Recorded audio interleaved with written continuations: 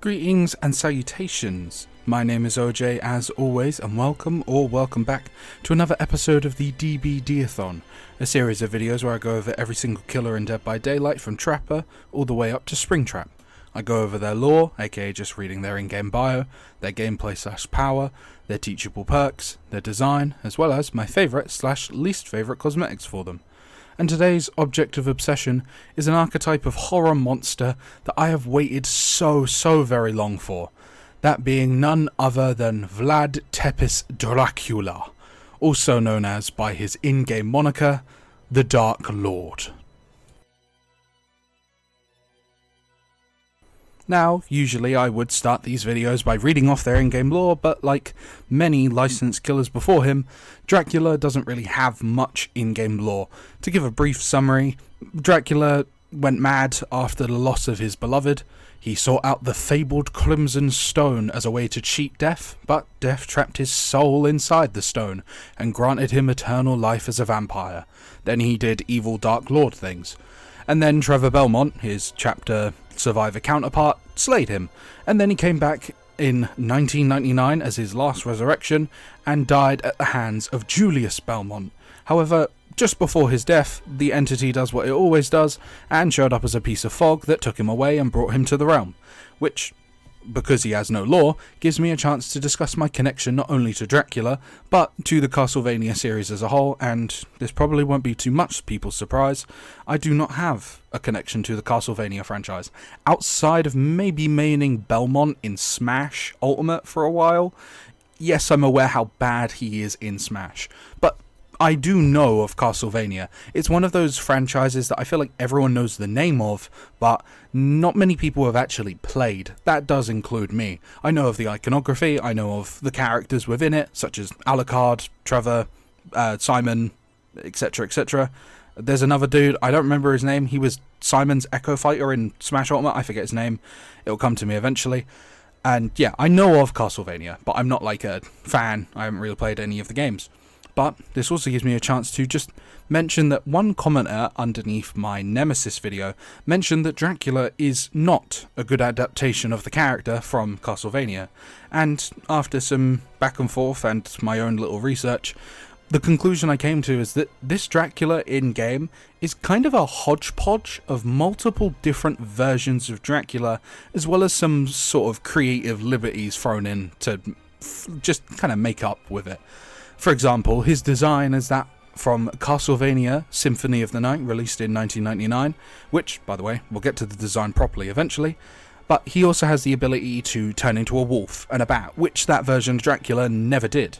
But from what I can tell, presumably through working with Konami, the license holders, they came to the conclusion that what Alucard can do, his son, which is turn into a wolf and bat, Dracula would be able to do as well, which kind of is my hodgepodge, kind of like my guess as to why this version of Dracula, who never turned into a wolf, can do such a thing and turn into a bat.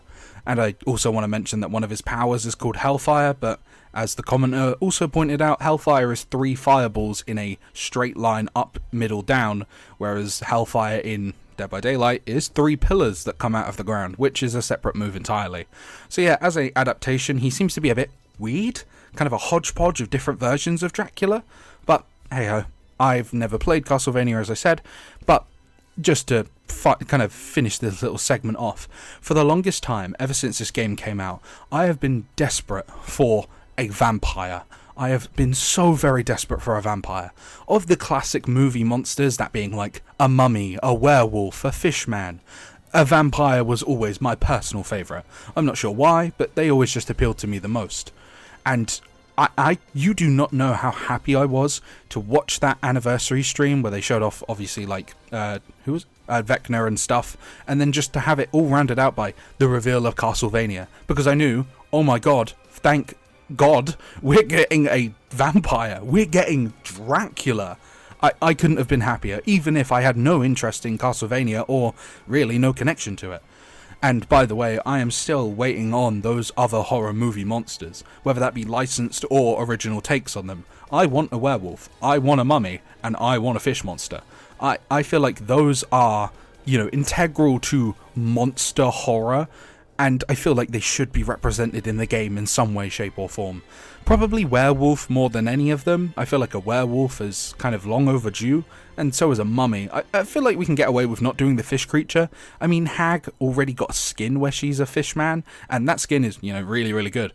But yeah, I'm very happy that we do now have a vampire in the game, even if he doesn't exude much of the qualities of a stereotypical vampire in his actual gameplay, which, now that I have mentioned that is the section that we are now going to move on to.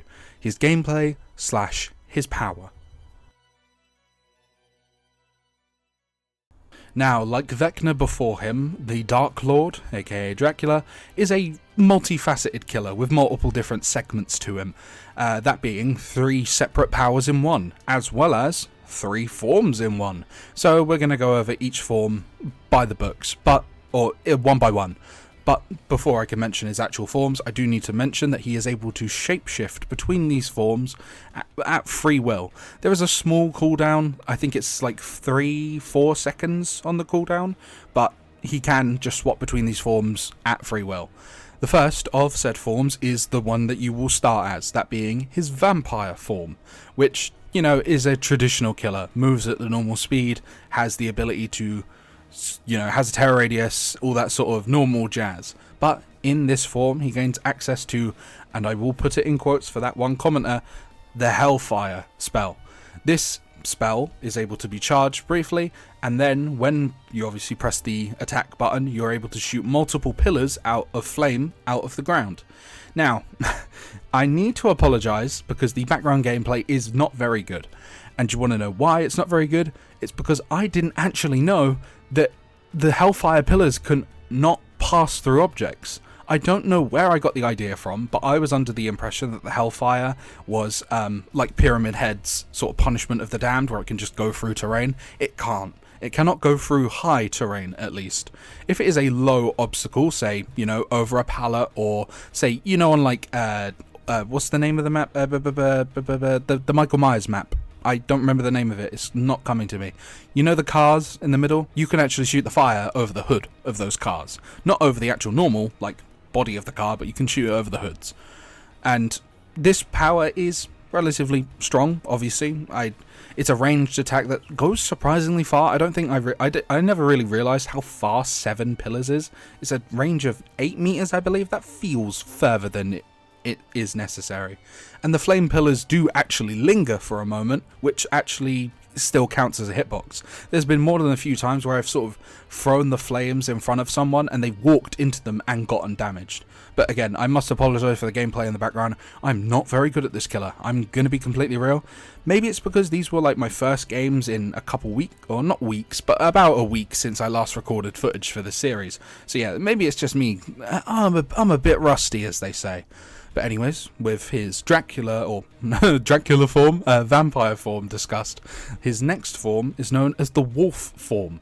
Now, in this form, he keeps the same movement speed as his base form, or the vampire form. I will admit, though, it feels weirdly slower. I'm not sure how to explain it, but when I'm using the wolf form, I feel slower than just normal, vampire form. I'm not sure why that is. But I think it's probably because you can see yourself moving and you realise, wow, it's probably the animations. The wolf looks like it's kind of running, but yeah, it doesn't actually feel like that. But anyways, in this form, you are able to see scratch marks and pools of blood far easier as they are far brighter, and survivors will leave scent orbs behind them as they run around. Collecting these scent orbs will give you a boost of haste for, I believe it's 4.5% haste for a few seconds, about 3 seconds. And it will reduce the cooldown of your special ability, which is known as the pounce attack. Think of this like a Wesker dash. You kind of lunge forward, and then you can lunge forward again afterwards if you miss the first one. If you hit a survivor, you do, a tiny bit of damage. What do I mean? You do a health state if you actually hit with a pounce attack, and as another, little added cherry on top, you also are able to trigger Killer Instinct on survivors that perform a rushed action for 2 seconds whilst in wolf form. Oh, and By the way, the cooldown of the pounce is 20 seconds, and the orbs reduce said cooldown by 20% each, meaning that if you play it well and there's enough scent orbs, you can be pouncing quite a lot. This part of him is pretty strong, relatively strong, kind of. The idea behind Dracula is that you're meant to sort of interweave all of the different forms and kind of use them as and when they are necessary, shall we say. Like, if you're looping around a loop with low walls, you will take on the form of Dracula, because you're able to hit people with hellfire over said walls. But, say you're kind of chasing someone around a longer loop, say like, I don't know, I can't think of a longer loop. You would use wolf form, though, for longer loops, or more ones without, low walls where you can't use hellfire correctly. But with that said, his final form is known as the bat form, which I would argue is probably his most unique form, I think, kinda, potentially. In this form, Dracula loses the ability to see things. He goes blind, like most real bats. However, he does increase his movement speed to, I think it's 6.5 meters a second, which is like 2 meters quicker than normal. He also gains undetectable in said form, but survivors, like many other undetectable killers, can hear a lullaby within 48 meters. You are also able to fly over any dropped pallets or windows that are within a certain range. Survivors still leave scratch marks in this form, even if they are invisible to you. And you can also hear their footsteps much louder. I believe it's 50%. When in this form, he gains access to the teleport ability, which, upon readying, you are able to teleport to any dropped pallet or window within 32 meters. Think of it, is there anyone else with a teleport, or am I tripping? Think of it like a dredge locker. Yeah, think of it like a dredge locker teleport, but to windows or pallets, and, you're not stuck in the locker. Yeah, all of these forms are obviously meant to be used in tandem with one another.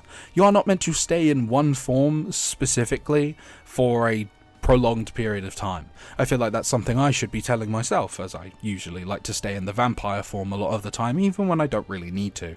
It's probably due to the fact I'm not very good at dash killers, which makes me not very good at the, the wolf form. I also just realised now, speaking of the wolf form, I didn't know that you can pounce against a breakable wall or drop pallet to destroy them. I didn't know that. Just read that now. Maybe that makes it a little bit that makes it even better. But yeah, the similarities between Vecna and Dracula are quite clear in the fact that they do have multiple powers kind of crammed into their one power.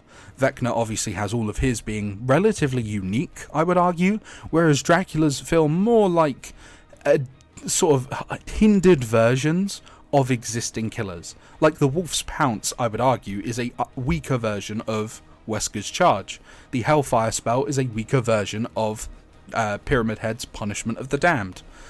I would actually argue that the Bat form is a stronger version of Dredge's power, but that's just me. But the fact that he has all three of these available to him at all times, obviously you have to switch to the different forms, but still, you have all three of them, makes him a very potent killer, because he has many tools at his disposal for almost every situation that a survivor could throw at him.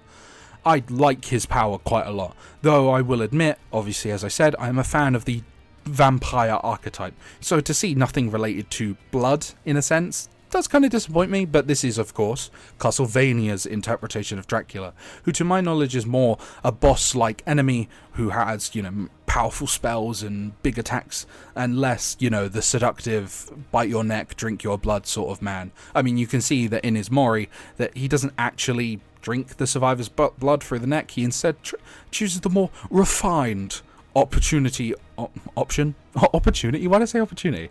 The more refined option of slicing their neck and drinking it out of a wine glass that you conjured up with the snap of his fingers. I do love him though. He has quite a lot of personality to him in just design and voice lines as well, but we'll get to design and voice lines and stuff like that when we get to the section on, his design. But his power is very fun to use, I'll give it that. I'm just not very good at using it, as I'm sure you can see in the background gameplay. But anyways, with all of that said, I would like to move on to his teachable perks. The first of said teachable perks is known as Hex Wretched Fate, with a description reading as such. You see your victim from afar and resolve to prolong their suffering. After one generator has been repaired, a random dull totem becomes a hex totem and curses the obsession. The obsession suffers from a 27, 30 or 33% repair speed penalty. They also see this hex totem's aura when within 12 meters. This effect only persists if the hex totem isn't cleansed, and the killer can only be obsessed with one survivor at a time. It also has flavor text reading, "So toil, mortal, toil, your effort will be for naught." A quote, of course, from Dracula himself. This perk is kind of bad. I like the idea behind it, sort of cursing the obsession to be worse at the game than everyone else. However, it doesn't really do much. 33% repair speed penalty is a huge amount, right? Don't get me wrong. However, as always, it is a hex totem, so it can just be, you can just get rid of it. But it also only affects one survivor out of the 4, and if that survivor is aware of that fact, do you know what they can do instead? Like, instead of repairing the generator with a huge repair speed penalty, do you know what they can do? They can go search for the totem, which then they get rid of it, and you're back to sort of that perk not really having much of an effect. You're just better off using something like Hex Ruin, which is, a team-wide, game-wide effect that would regress generators or prevent the activation of generators. This perk doesn't really have a place in anything. I like the idea behind it. I would like more perks that kind of single out a survivor and make them weaker than the lot. Like, a really nasty one I thought of is like placing a permanent hindered status effect on the obsession, like for a hex totem, sort of something similar to this, but obviously with different conditions and the such. But like, this is a cool idea, it just isn't very effective because there are other perks that do what it wants to do, which is, prevent gens from being popped better. Also, its condition is for a generator to be popped, which is a bit counterproductive to what it is trying to achieve. But anyways, with that said, let us move on to his second perk. Said second perk being Human Greed, which has a description reading as such. One can always rely on the avarice of the living and use it to one's advantage. You see the auras of unopened chests, and survivors' auras are revealed for 3, 4 or 5 seconds when they enter a 8-meter range. You also gain the ability to kick chests to close them. Oof, that was a tongue twister for me. This ability has a 10-second cooldown. It has flavor text reading, "Come running, one and all, and see what fortune awaits you." Another quote from none other than Dracula. This perk, again, is one with a cool idea behind it. Actually taking, chests in the environment and giving them a use for the killer. Giving them a way to counter the chests. However, notice the words I just said. Counter chests. Chests aren't very strong. I'm going to be completely real with you. However, this perk did get a little boost in use as of late because of the Streetwise bug. This perk was a not direct counter to the Streetwise bug, but it allowed you to know when someone was performing it, which, allows you to know who to target in a sense. But yeah, otherwise this perk is just not good. It's just really not good, because it relies on not only chests, which randomly spawn around the map, and survivors for the most part don't actually have any way of knowing where they are, but it is also luck-based whether or not they, decide to even open them or go near them. Like, it's just a very finicky perk that's relying on multiple lucky procs that not only do survivors even find chests, but they actually go near them. It's like a very, very, very weak version of Weave's attunement with the aura reveal. Like, the aura reveal for this should be like 24 meters or something. Like, chests are that bad. We should be putting some sort of massive benefit on it. But anyways, that's just my opinion on that perk. And with that said, we move on to his final perk. Said final perk is known as Dominance, with a description reading as such. The power you wield over the land strikes terror in the heart of all who cross your path. The first time each totem and each chest is interacted with by a survivor, that totem or chest is blocked by the entity for 8, 12 or 16 seconds. The aura of blocked totems and chests are revealed to you in white. It has flavor text reading, "Tragic, is it not? How powerless you must feel." Another quote from, of course, Dracula. This perk, again, is just not very good. I get the idea it's going for, but it's just not good enough. Like, Blocking a chest, as we just mentioned, is a luck-based thing, so whether or not you even get value from the chest part is completely random, and even then, 16 seconds isn't a very long time. There is obviously some sort of benefit in it blocking totems, however, because then you can be alerted to the fact that someone is, doing a totem, but they'll attempt to do a totem, so you'll see the white aura, but for all you know, they may have just left. They may have just gone. They may have just left it behind and not actually bothered to finish off their jobs. But you could do that, right? Or you could say merge all of your hex totems together and use hex Thrill of the Hunt, where it makes it slow as shit to actually cleanse a totem, which then gives you the chance to find them. But I don't know. This perk just doesn't really do enough. All of his perks, I like the ideas behind all of them, right? I like the ideas of blocking totems with a perk. That is a fun enough idea, but it's just not strong enough numbers-wise to really get much value out of it. I like the focus on chests. I think that's quite a fun idea, but again, Human Greed is not a strong enough perk, and Wretched Fate, I like the idea of singling out the obsession, but it just doesn't do enough. And same goes for Dominance. All of his perks are fun ideas, but just not very strong in concept, which really does suck, because if they were strong, I would probably like them way more, because they are fun concepts. But anyways, with that said, we move on to his design / my favourite and least favourite cosmetics for him. Now, as I mentioned earlier in the video, Dracula's base design takes some enormous inspiration and is basically a one-to-one of his design from 1999's Castlevania Symphony of the Night, which, by the way, before I actually talk about his design, holy shit, the art for Symphony of the Night is unbelievably gorgeous. Can we get some images up on screen of this? Look how good Dracula looks. Look how good Alucard looks. They both look gorgeous, ethereal gorgeous. And speaking of gorgeous, I love Dracula's design. I love his base design so very much. When I think of Dracula, I think the Symphony of the Night design of, the Castlevania Dracula is what I go to. It has this royal look to it, this sort of it just looks very upper class, and it looks so good. The black, red and gold colour scheme is, of course, a signature of a Dracula design. Maybe not the gold, but the black and red is always going to be there. I love, though, his sort of long flowing white hair. I love the big black and red cape that sort of comes down past his shoulders. His actual outfit itself is very fancy, very refined, and it just exudes this sort of aura of it exudes an aura of him knowing that he is better than you. He sees himself as better than those, he sees himself as better than humanity, sees himself higher than humanity, and it exudes that sort of aura to me. Again, I do not know much about Castlevania, so whether or not that is true or not, I'm surely going to be told in the comments. But to me, his design exudes authority, but not in a militaristic sense, but more in a sort of suave sense. He knows he is better than you. He is more fashionable. He is a higher class of being, and he shows it through his apparel, and it looks gorgeous. Not to mention, he himself, as in Dracula the man, is a very handsome man. I mean, I wouldn't mind him biting me on the neck. That's all I'm saying. But yeah, I absolutely love Dracula's base design. I would argue it's what comes to my mind every single time I think of Dracula, just in a conceptual design fashion. You know what I'm saying. This is what I think of when I think of Dracula. But with that said, let us move on to my favourite and least favourite cosmetics for him. Now, if I may be vulnerable for a second and admit something very personal to you all, I don't really like either of Dracula's cosmetics.